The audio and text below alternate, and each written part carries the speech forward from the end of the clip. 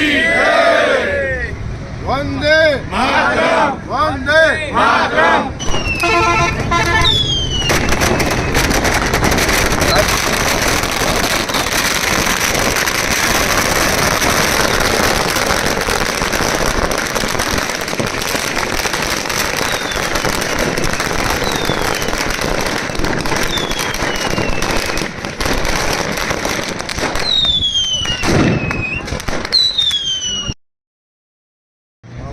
भारत माता की जय।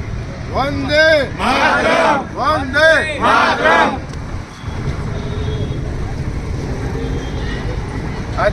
શું કહેશો? આજે ફટાકડા ફોડી રીબડા ઉજવણી કરવામાં આવી છે, શેના માટે કરવામાં આવી છે?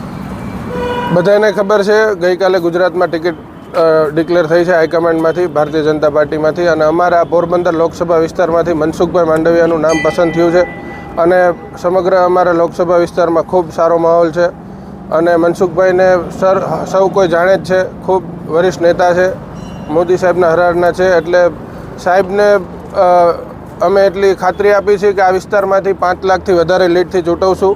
આપના માધ્યમથી હું સમગ્ર વિસ્તારના એક કાર્યકર તરીકે બધા કાર્યકરોને કહું છું કે હવેના 100 દિવસ ઝુંબેશ રાખવાની છે, ઘર ઘર સુધી પહોંચવાનું છે, અને સમગ્ર ભારતમાં આપણે 400+ સીટો લાવી છે એવી ખાતરીથી બધા કાર્યકરોને હું વિનંતી કરું છું કે આવું એક ઘર ઘર પહોંચીને બધાએ અત્યારે ક્યાંય 100 દિવસ સુધી બેસવાનું નથી.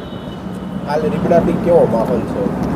હું ગઈકાલે અમરેલી જિલ્લાના ધારી ગામમાં હતો અને રૂપાલા સાહેબ પણ ત્યાં હતા, અમે સાથે જ હતા, અને ત્યારે જ ટિકિટ ડિક્લેર થઈ છે.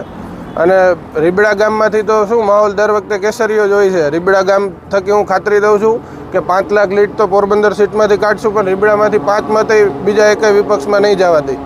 મારું ગામ સિંધાવદર, હું સિંધાવદરના સરપંચના પ્રતિનિધિ તરીકે અજયસિંહ હરસિયામસિંહ જાડેજા મારું નામ છે.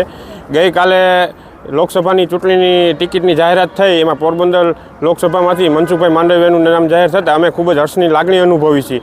અને સિંધાવદર ગામમાંથી તો 100% ભાજપ તરફી મતદાન કરાવશું, પણ આજુબાજુના ગામડામાં પણ અમે એટલી મહેનત કરશું.